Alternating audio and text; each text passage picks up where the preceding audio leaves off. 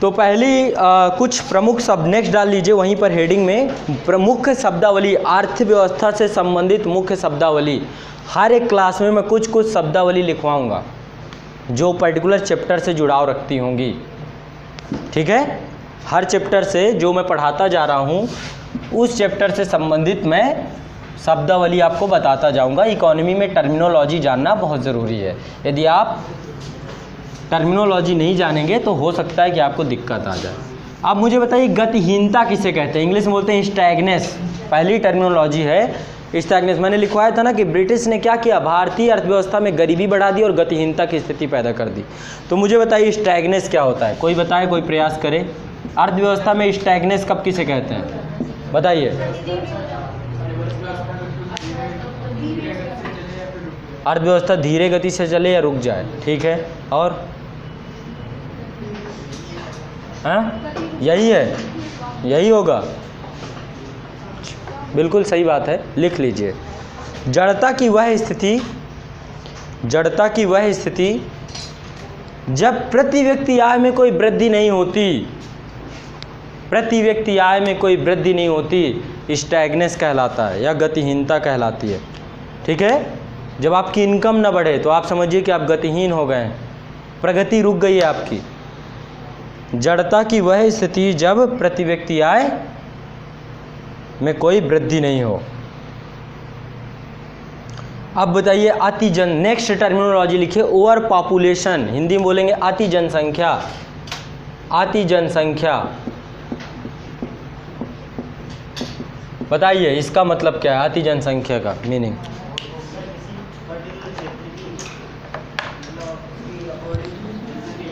किसके according? Space के according. जनसंख्या ज़्यादा हो तो अधिक जनसंख्या हो गई। हाँ हाँ, संसाधनों की तुलना में, एक संसाधन लैंड भी है ना, संसाधनों की तुलना में जनसंख्या की अधिकता। लिख लीजिए, देश में उपलब्ध संसाधनों की तुलना में जनसंख्या का बड़ा आकार, देश में उपलब्ध संसाधनों की तुलना में जनसंख्या का बड़ा आकार। नेक्स्ट कस्टम ड्यूटी, हिंदी में बोलते हैं सीमा शुल्क। नेक्स्ट टर्मिनोलॉजी है कस्टम ड्यूटी या सीमा शुल्क। बताइए सीमा शुल्क क्या है? एक स्टेट से दूसरे स्टेट को अंतर्राज्यीय व्यापार करते हैं, वहाँ पे सीमा शुल्क नहीं लगता। हाँ, वहाँ पे अब तो पहले क्या लगता था, पहले CST लगता था, अब GST लगने, क्या होता है, अब उसके लिए IGST का इंतजाम कर दिया गया है। अब नहीं, वो सीमा शुल्क नहीं है। सीमा शुल्क क्या है? विदेशों से आयात किए हुए वस्तुओं पर लगने वाला कर सीमा शुल्क कहलाता है, कस्टम ड्यूटी कहलाता है। लिख लीजिए इसको भी, सीमा शुल्क, कस्टम ड्यूटी, विदेशों से आयात किए गए सामान पर लगने वाला कर, विदेशों से आयात किए गए सामान पर लगने वाला कर, विदेशों से आयात किए गए सामान पर लगने वाला कर। नेक्स्ट धन का निष्कासन, ड्रेन ऑफ वेल्थ क्या है? धन का निष्कासन, ड्रेन ऑफ वेल्थ, बहुत आसान शब्दों में समझेंगे, छोटे छोटे शब्दों में। धन का निष्कासन इंग्लिश में बोलते हैं ड्रेन ऑफ वेल्थ। क्या है बताइए?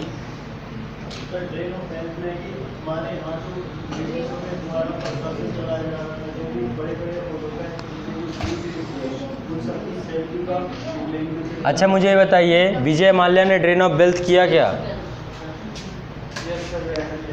यदि आप भारत के पैसे को स्विस बैंक में जमा कर दें तो ब्लैक मनी तो होगा ही, लेकिन साथ साथ में ड्रेन ऑफ वेल्थ भी है। क्यों? भारत में एक बहुत बड़ी संपत्ति को आपने बिना कर दिए हुए, जो भारत सरकार का जितना टैक्स बनता है उसमें, उसको आपने क्या कर दिया? अर्थव्यवस्था से बाहर कर दिया, किसी दूसरे देश की अर्थव्यवस्था में उसको रख दिया। स्विस बैंक, भारत सरकार से क्या लेने देना उस बैंक का? तो आसान भाषा में दी ड्रेन ऑफ वेल्थ मैं आपको समझाना चाहूँ, मैं ये नहीं बता रहा कि ड्रेन ऑफ वेल्थ थ्योरी क्या है, वो अलग चीज़ है, वो इतिहास की विषय वस्तु है। ड्रेन ऑफ वेल्थ का आसान भाषा में मतलब होता है कि भारत की संपत्ति को बड़ी मात्रा में बाहर भेजना। इसको लिख लीजिए, ड्रेन ऑफ वेल्थ का मतलब है भारत की संपत्ति को बड़ी मात्रा में बाहर भेजना, भारत की संपत्ति को बड़ी मात्रा में बाहर भेजना। नेक्स्ट आर्थिक शोषण बताइए। अच्छा, एक बार फिर से बोल रहा हूँ मैं, भारत की संपत्ति को बड़ी मात्रा में बाहर भेजना।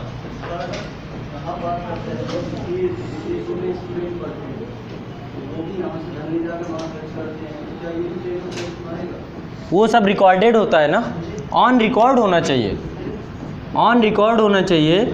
और उस पर तो सरकार भी योगदान देती है। आप विदेश पढ़ने जाएंगे तो सरकार बहुत सारा खर्चा आपका उठा लेगी।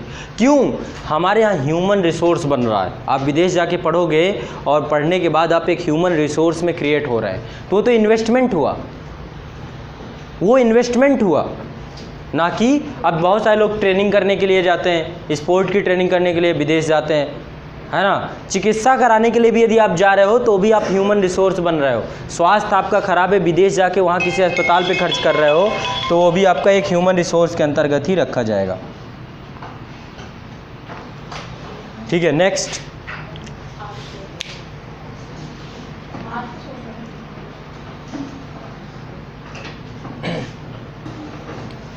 तो कहाँ पर थे?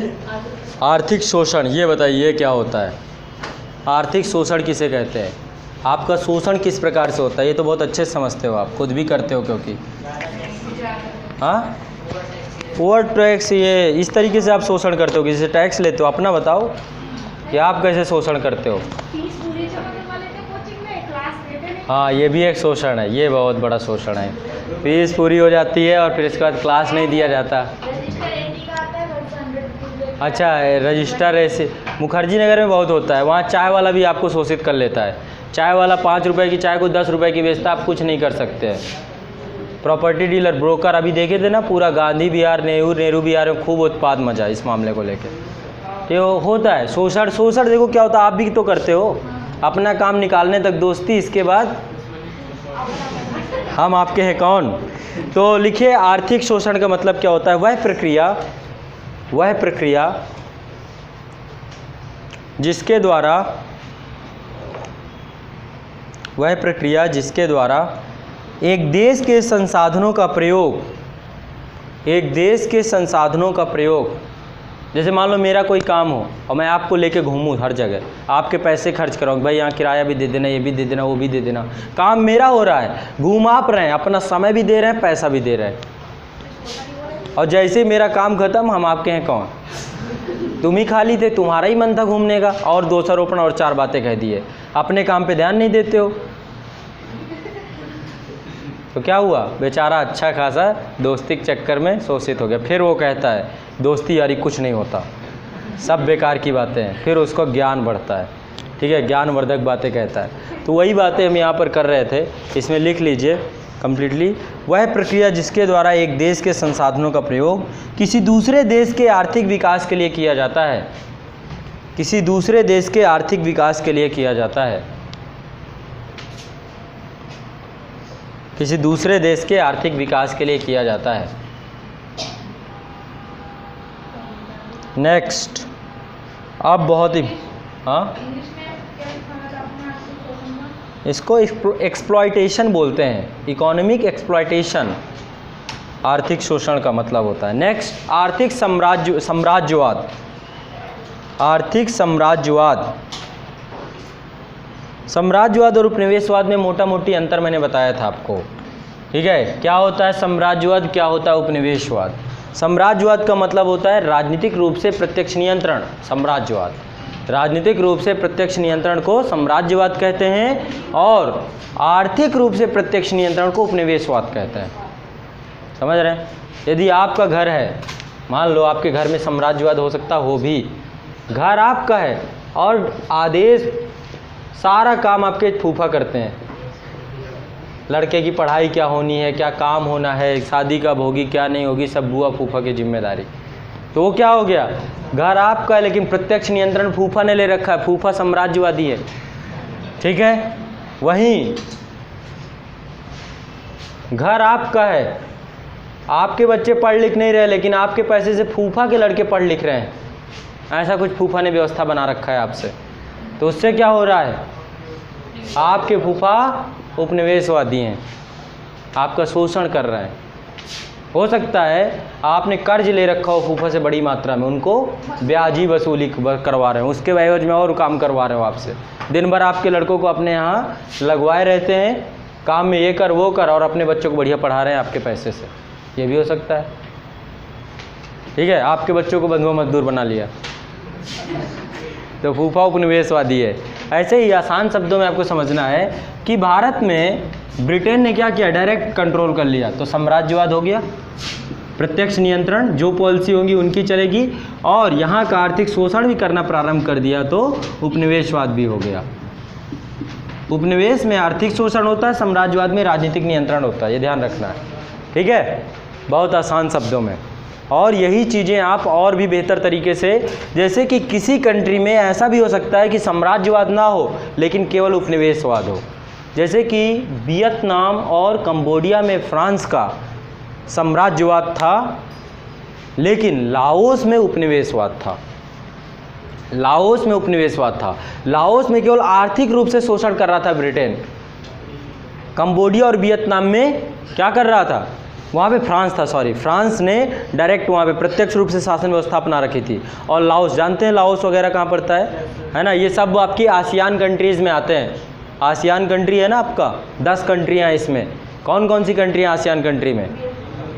सबसे पहले Myanmar, Thailand, Malaysia, Singapore, Brunei, Indonesia, Vietnam, Cambodia, Laos, Philippines, 10 country आती हैं इसमें। ठीक है, तो कहीं ना कहीं पे ये चीज़ आपको ध्यान देना पड़ेगा, उपनिवेशवाद अलग चीज़ है, साम्राज्यवाद अलग चीज़ है। ये भी हो सकता है कि कहीं पर साम्राज्यवाद है लेकिन उपनिवेशवाद ना हो। ठीक है, लेकिन लगभग जहाँ पे राजनीतिक नियंत्रण हो जाएगा वहाँ पे आर्थिक तो हो ही जाता है, क्योंकि सारी पॉलिसी। हाँ, कुछ पूछना है? नेक्स्ट लिखिए, आर्थिक साम्राज्यवाद में लिख लीजिए, यह वह आर्थिक स्थिति है, यह वह आर्थिक स्थिति है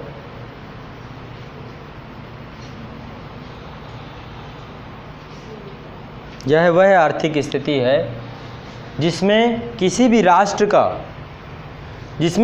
राष्ट्र के द्वारा, ये लिखिए, जिसमें किसी भी राष्ट्र के द्वारा किसी दूसरे राष्ट्र के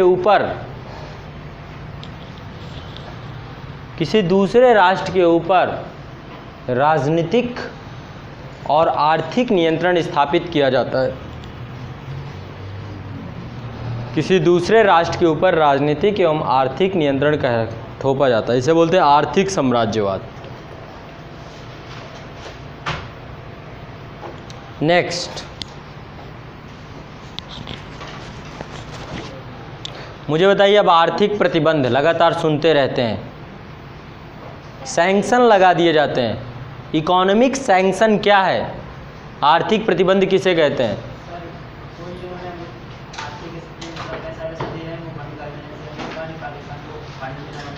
ठीक है, और जैसे अभी ये आपका किम जोंग चुंग, क्या नाम है, किम जोंग यूंग है ना, किम जोंग यूंग के ऊपर बताया ना, बेचारा इतनी बुरी कंडीशन में कि एक भी हेलीकॉप्टर नहीं है ना, आज तक अभी उत्तर कोरिया के पास एक भी हेलीकॉप्टर नहीं है। कैसे चलता है? बाई ट्रेन से, कहीं किसी से ऐसे बोल दिया भाई मुझे भी बैठा लेना, है ना, तो खुद का कुछ नहीं है उसके पास। कारण क्या है? उसके ऊपर इकोनॉमिक सैंक्शन लगे हुए हैं, क्योंकि वैश्विक जिम्मेदारी से बाहर भाग रहा है, वो दूर भाग रहा है। वैश्विक जिम्मेदारी क्या है? परमाणु अप्रसार अब नहीं होना चाहिए, नाभिकीय अप्रसार अब नहीं होना चाहिए। अब विश्व निशस्त्रीकरण के दौर की तरफ जा रहा है। अब हमें शस्त्रों का डेवलपमेंट नहीं करना है, अब हमें निशस्त्रीकरण करना है। अशस्त्र कभी भी किसी भी सभ्यता के लिए सहायक नहीं हुए। अब नाभिकीय बम ये सब दुनियादारी चीज़ें बन गई, है ना। क्या हुआ? उनका एक प्रयोग किया गया था जापान में, अमेरिका ने ताज़ा बनाया था, जापान भी मान नहीं रहा था, सोचा चलो यहीं पे प्रयोग कर लेते हैं। पहले हिरोशिमा में किया, फिर नागासाकी में किया, और उसी के बाद से क्या किया अमेरिका ने, जापान ने हाथ खड़े कर दिए। जब पहले हिरोशिमा में किया तो जापान और आक्रोशित हो गया, अरे मेरे ऊपर हमला कर दिया, तो दूसरा छोड़ दिया। क्या आप देख लो, दूसरा छोड़ा, सरेंडर कर दिया, द्वितीय विश्व युद्ध समाप्त हो गया। 15 अगस्त 1945 को जापान ने आत्मसमर्पण किया था, और उसी की याद में भारत की आज़ादी का दिन मनाया जाता है। लॉर्ड माउंटबेटन ने 15 अगस्त को ही सत्ता हस्तांतरण इसलिए किया था क्योंकि 15 अगस्त 1947 को जापान ने द्वितीय विश्व युद्ध को समर्पण किया था। दूसरी वर्षगांठ मनाई जा रही थी ब्रिटेन के विजय की, इसलिए 15 अगस्त भारत की आज़ादी का दिन तय किया गया था। इसलिए नहीं कि 15 अगस्त को बहुत जल्दी थी उनको, ऐसे तो उनको 1948 में आज़ाद करना था। इटली का घोषणा पत्र आप पढ़िए तो 1948 जुलाई 1948 में उसने कहा था देश को आज़ाद करेंगे, लेकिन उनको ये लगा कि चलो ये दिन याद रखा जाएगा, ब्रिटेन की जीत का दिन है, तो 15 अगस्त 1947। चलो अलग चर्चा है। मैं ये कह रहा था कि अब निशस्त्रीकरण का युग है, निशस्त्रीकरण का युग है। अब शस्त्रों की कोई बहुत बड़ी होड़ जरूरी नहीं है। निशस्त्रीकरण के युग में हमें अस्त्र काम नहीं करेंगे। तो जो देश अस्त्र बनाते हैं, जैसे ईरान ने क्या किया, अपना नाभिकीय कार्यक्रम प्रारंभ कर दिया, ठीक है, अमेरिका पहुंच गया वहाँ पे, ठीक है। अमेरिका तो बहुत बुरी पॉलिसी खेलता है, अमेरिका की पॉलिसी अलग है।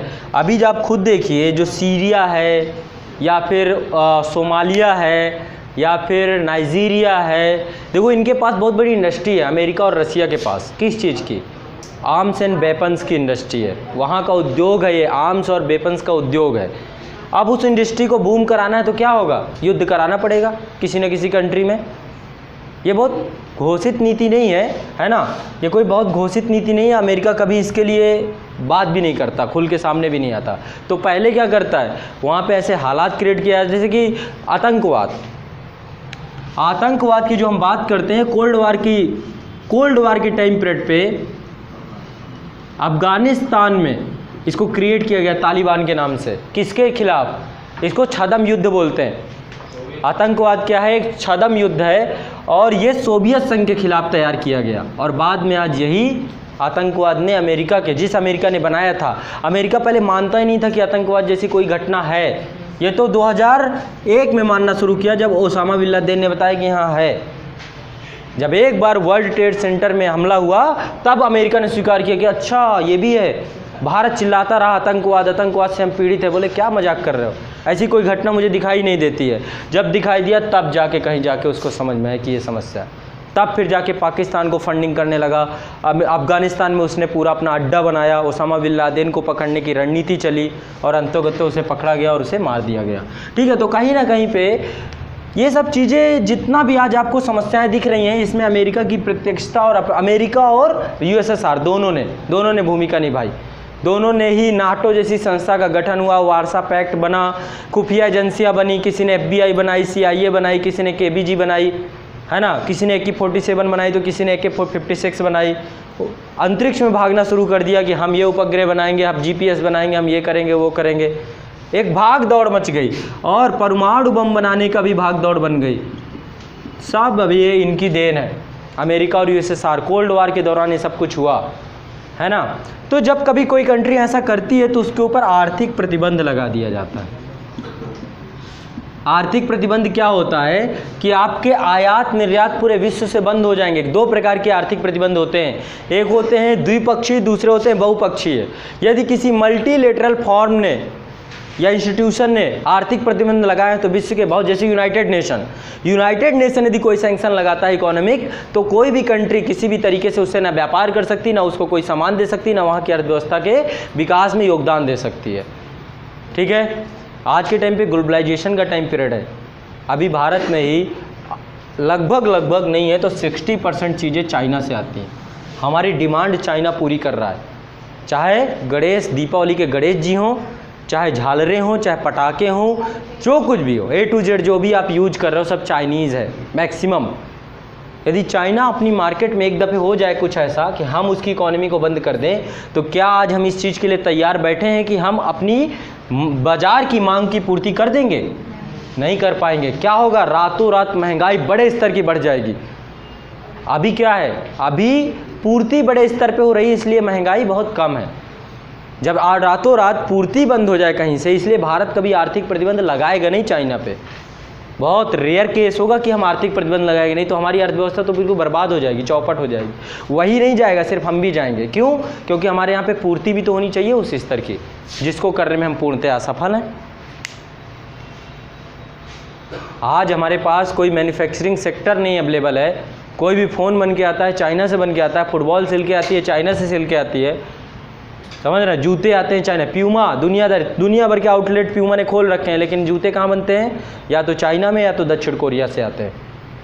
ठीक है, कपड़े जितने भी आते हैं, कभी जाइएगा, कभी दिल्ली में आपको टाइम मिले तो ये मोनेस्ट्री वाला एरिया है कश्मीरी गेट के पास, या पालिका मार्केट जाइएगा, उनसे पूछेगा कपड़े कहाँ से लाते हो तो बताएंगे थाईलैंड से आते हैं, थाईलैंड से आएंगे या फिर ये चाइना वाले रीजन से आएंगे, यही आसियान कंट्रीज से चीज़ें आती हैं।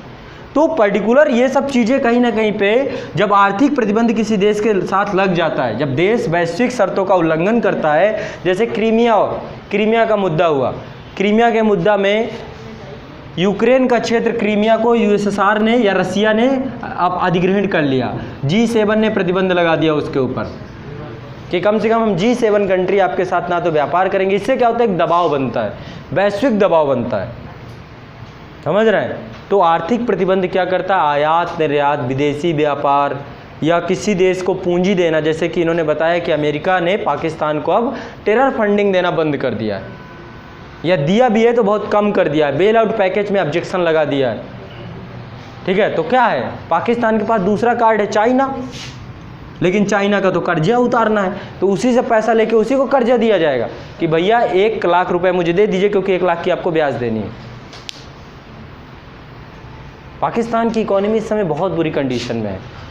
इस समय देखो, साउथ हमारा जो सार्क कंट्रीज़ है ना, इनके पास एक बहुत बड़ा मार्केट है, ये 8 कंट्री के पास बहुत बड़ा मार्केट है। और सबसे बड़ी बात ये है कि बॉर्डर सब जुड़ाव रखती हैं, हम चाहें तो इसी मार्केट पे आकर के पूरे अपने माल को बेच सकते हैं। पाकिस्तान यदि चाहे भारत से अच्छे संबंध बनाए तो भारत एक बड़ी मार्केट है। चाइना देखो आज किस कारण इतना ताकतवर बना हुआ है, भारत की मार्केट के कारण। पाकिस्तान को कहीं सामान बेचने की जरूरत नहीं है। यदि अच्छे संबंध स्थापित हो जाएं, जो कश्मीर का मुद्दा है, अदर जितने मुद्दे हैं उनको सुलझा लिया जाए, एक वार्तालाप चालू हो जाए, सीज फायर उल्लंघन बंद हो जाए, आतंकवादी गतिविधियां बंद कर दी जाएं, देश की आंतरिक सुरक्षा के खिलाफ जो साजिश रची जाती है दोनों देशों के द्वारा बंद कर दी जाए, तो पर्टिकुलर क्या होगा? उनकी इकोनॉमी बढ़ जाएगी रातों रात। क्या हो जाएगा? व्यापार में वृद्धि होना चालू हो जाएगी। अभी क्या हुआ? उत्तर कोरिया और दक्षिण कोरिया आपस में सामंजस्य बैठाना शुरू कर दिया। ठीक है, अब उत्तर कोरिया की अर्थव्यवस्था रातों रात नई टेक्नोलॉजी का प्रवेश हो जाएगा, उत्तर कोरिया में पूंजी का निवेश होना चालू हो जाएगा, तो चाहेंगे तो, समझ रहे हैं। तो पाकिस्तान और भारत यदि चाहें तो एक बहुत बड़ी मार्केट को आपस में डेवलप कर सकते हैं, बहुत बड़ी तकनीकी को आपस में डेवलप कर सकते हैं, साझा कर सकते हैं। किसी से आपको तकनीकी मांगने की क्या ज़रूरत है? भारत है या फिर आप जाएंगे वही तकनीकी यूएसएस से मांगे के आएंगे, वहाँ पे ट्रांसपोर्टेशन चार्ज ही बहुत ज़्यादा है। आपका माल जब पैसिफिक से या फिर अटलांटिक महासागर से जाएगा तो ट्रांसपोर्टेशन चार्ज इतना हो जाता है कि वहाँ जाके हमारी चीज़ें महंगी हो जाती हैं। उन्होंने ड्यूटी बहुत ज़्यादा लगा रखी है अदर कंट्रीज़ के लिए, तो क्यों ना आप इस बॉर्डर का उपयोग करें? चाइना कर रहा है ना, बहुत आसानी से आप अपनी अर्थव्यवस्था को बूम में ला सकते हैं, समस्याओं से निजात पा सकते हैं, और वो दबाव पाकिस्तान के ऊपर बन भी रहा है।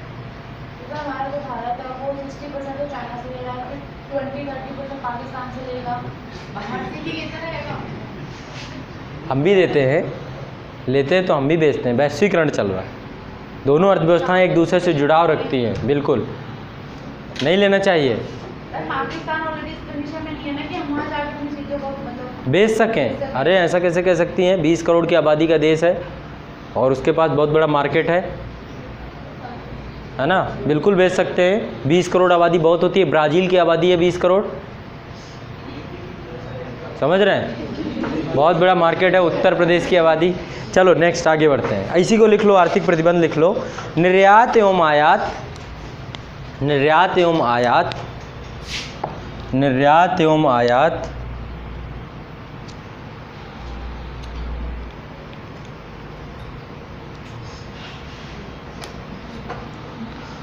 अथवा पूंजी के हस्तांतरण पर, अथवा पूंजी के हस्तांतरण पर, निर्यात एवं आयात अथवा पूंजी के हस्तांतरण पर लगाए गए द्विपक्षीय या बहुपक्षीय प्रतिबंध, द्विपक्षीय अथवा बहुपक्षीय प्रतिबंध आर्थिक प्रतिबंध कहलाते हैं।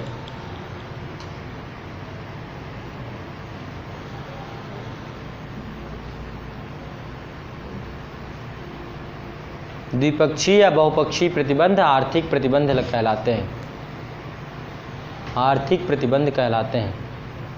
नेक्स्ट,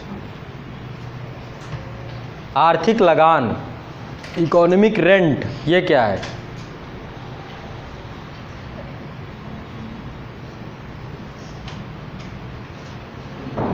कोई बताए इकोनॉमिक रेंट क्या है? आर्थिक लगान किसे कहते हैं? इकोनॉमिक रेंट,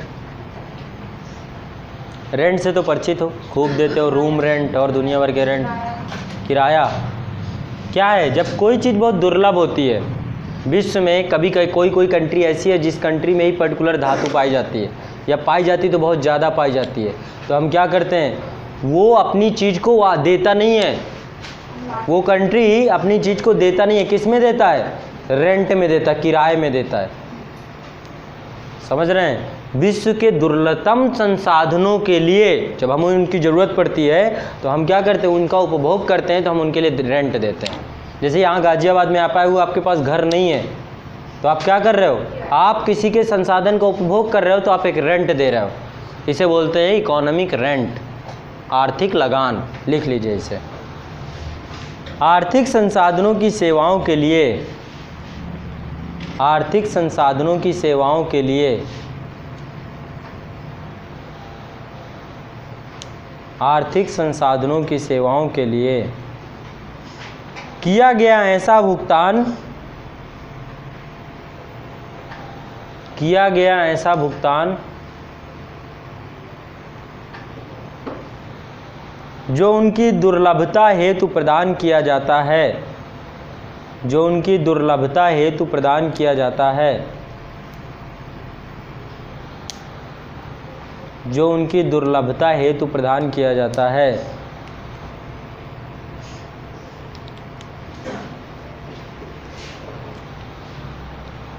आर्थिक लगान कहलाता है। अब एक मुझे बताइए, ब्रेन ड्रेन क्या है? नाम सुना है, न्यूज़पेपर में आता है इसका नाम, ब्रेन ड्रेन। हिंदी में बोलूं? प्रतिभा पलायन।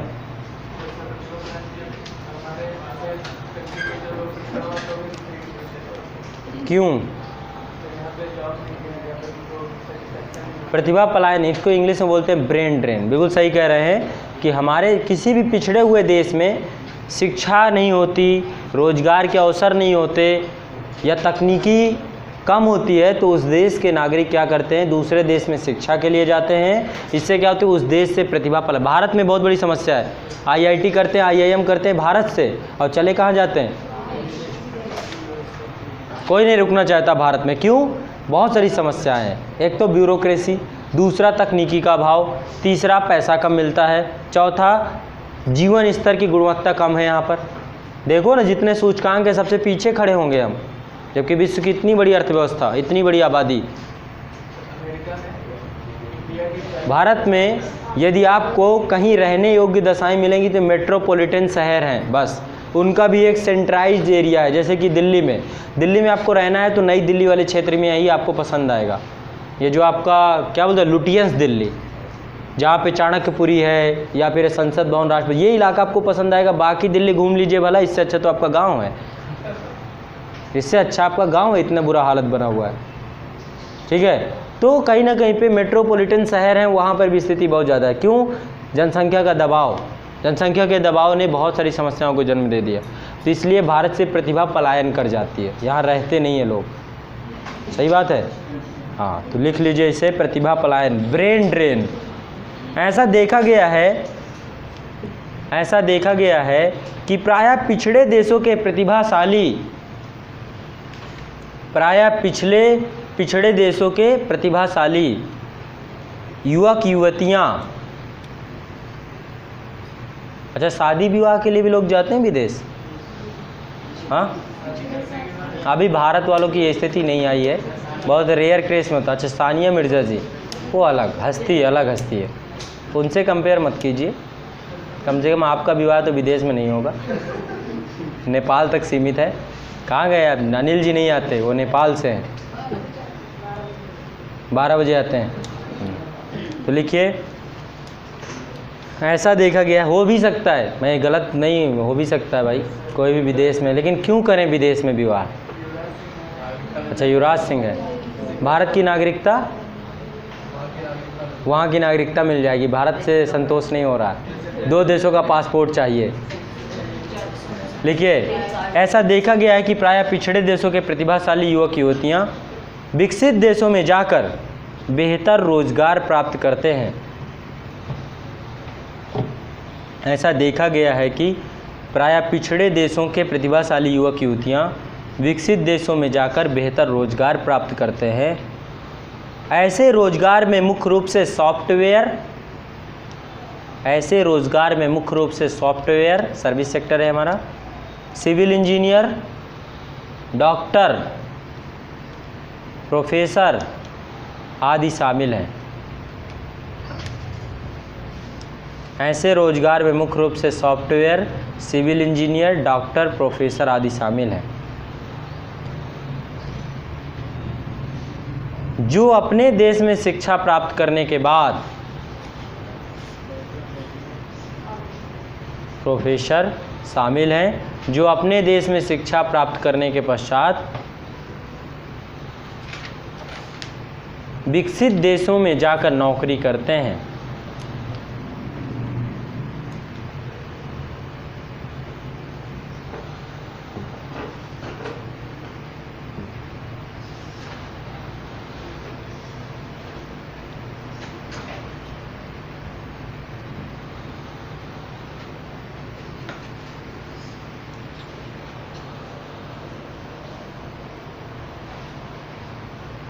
ठीक है, क्या हो रहा है? भारत के इंजीनियर अमेरिका में छाए हुए हैं। सिलिकॉन वैली, सुंदर पिचाई, सत्या नडेला, क्या है, सब भारतीय मूल के लोग हैं ये।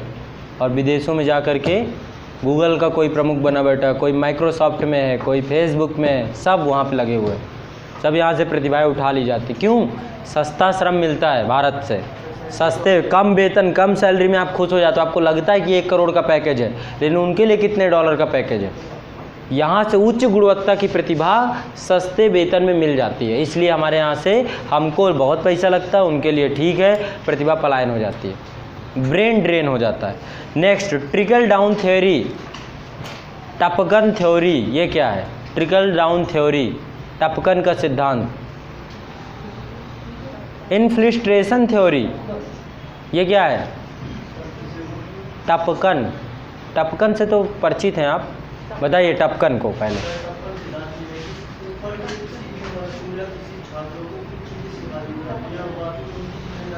वो इन्फ्लिस्ट्रेशन थ्योरी है जो मैकाले ने दी। टपकन थ्योरी, ट्रिकल डाउन अलग चीज़ है। उसने क्या किया, मैकाले ने क्या किया, भारत में एक ऐसा वर्ग बना दिया, एक शिक्षित वर्ग बना दिया। उसने कहा कि भारत में कुछ ही वर्ग को, एक छोटे से वर्ग को हमें शिक्षित बनाना है, और उसी समाज से बाकी का समाज भी धीरे धीरे उनके संपर्क में आकर के शिक्षित बन जाएगा। वो अलग थ्योरी है। हम यहाँ पे इकोनॉमी का टपकन सिद्धांत कहते हैं। जैसे कि मान लीजिए अभी आप लोग टपकन सिद्धांत में, यदि बहुत आसान भाषा में समझाऊँ, कभी मॉल के बाहर गए हैं, मॉल देखें, बड़ा सा मॉल बना हुआ है, तो मॉल में तो बहुत इन्वेस्टमेंट आता है, लेकिन उसके आसपास टपकन सिद्धांत क्या है? टपकन सिद्धांत है कि वहाँ पे गोलगप्पे वाला भी खड़ा होगा, एक चाय की दुकान खोल के भी चला रहा होगा, एक पानी की बोतल वाली दुकान भी खोले होगा, चाइनीज वाले भी लगे होंगे। क्या हो रहा है? पैसा टपक रहा है। किसका? मॉल का। टपकन थ्योरी वहाँ काम कर रही है। रेवड़ी में वहीं पे पटरी पे कोई लगाए होंगे, आसान है ना। तो कहीं ना कहीं पे टपकन थ्योरी ये है कि देखिए, मेन उद्देश्य योजनाओं का ये होता है, जो पिछड़े और विकासशील देश होते हैं उनका उद्देश्य ये है कि जो योजना है उसका लाभ निर्धन वर्ग तक पहुँचे, समाज के सबसे पिछड़े वर्ग तक पहुँचे। तो इतना पैसा तो होता नहीं इन देशों के पास, नहीं तो पिछड़े ही क्यों रहते। तो ये क्या करते हैं, ऊपरी स्तर पर डेवलपमेंट कर देते हैं और उसका प्रभाव छोटे छोटे स्तर पर, नीचे स्तर तक पहुंच जाता है। जैसे यहाँ पे कोई इंडस्ट्री डेवलप कर दीजिए, गरीबों को रोजगार मिल जाएगा, है ना, 4, 5, 6 हज़ार, 10 हज़ार की सैलरी मिल जाएगी, है ना। उसके बाद से जो है धीरे धीरे उनका जीवन यापन होना प्रारंभ हो जाएगा। टपकन थ्योरी लिख लीजिए इसको। विकासशील देशों में विकास कार्य को प्रारंभ करते समय, विकासशील देशों में विकास कार्य को प्रारंभ करते समय यह मान्यता की जाती है कि प्रत्येक योजना का लाभ सबसे निर्धन वर्ग तक पहुंचाया जाए, कि प्रत्येक योजना का लाभ सबसे निर्धन वर्ग तक पहुंचाया जाए। प्रत्येक योजना का लाभ सबसे निर्धन वर्ग तक पहुंचाया जाए।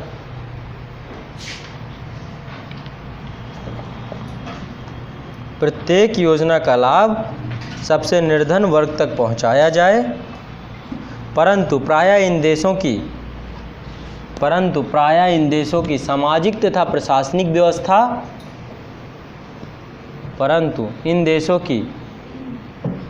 प्रायः सामाजिक तथा प्रशासनिक व्यवस्था इस प्रकार की होती है कि योजनाओं का लाभ संपन्न लोगों तक ही सीमित रह जाता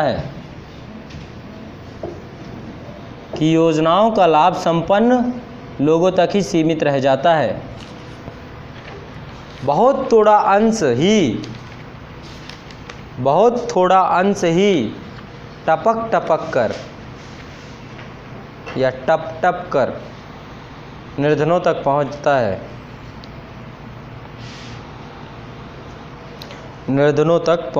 है।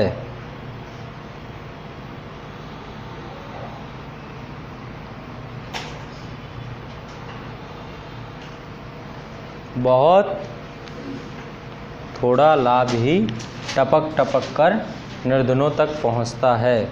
तो ये हो गए कुछ महत्वपूर्ण शब्दावली जो पर्टिकुलर चैप्टर से मुझे पढ़ानी थी। अब आगे जब जैसे जिस चैप्टर में आएंगे मैं आपको शब्दावलियों से परिचित कराता जाऊंगा। पर्टिकुलर एग्जाम में ये शब्दावलियाँ भी पूछी जाती है, जैसे कि गतिहीनता पूछा जा सकता है आपसे, नहीं कहीं पूछा जाएगा तो आपके इंटरव्यू में काम आएगा, मेंस में काम होगा, इकोनॉमी की समझ बढ़ेगी, इसीलिए शब्दावली ज़रूरी है। ठीक है, आपको खुद काम करना चाहिए। यदि आपको शब्दावली पढ़ना हो तो क्लास 12th की NCERT है, micro economics and macro economics, व्यष्टि अर्थव्यवस्था या समष्टि अर्थव्यवस्था, उसका लास्ट में सबसे अंत में चैप्टर दिया गया है, उसमें लिखा हुआ महत्वपूर्ण शब्दावली, सारी शब्दावली वहाँ पे दी गई है, वही शब्दावली मैं आप तक पहुँचा रहा हूँ। लेकिन मैं चैप्टर वाइज समझा रहा हूँ, जो चैप्टर मैं पढ़ाता जा रहा हूँ शब्दावली से परिचित कराता जा रहा हूँ, वहाँ पे आपको सारी एक साथ मिल जाएगी। ठीक, चलो।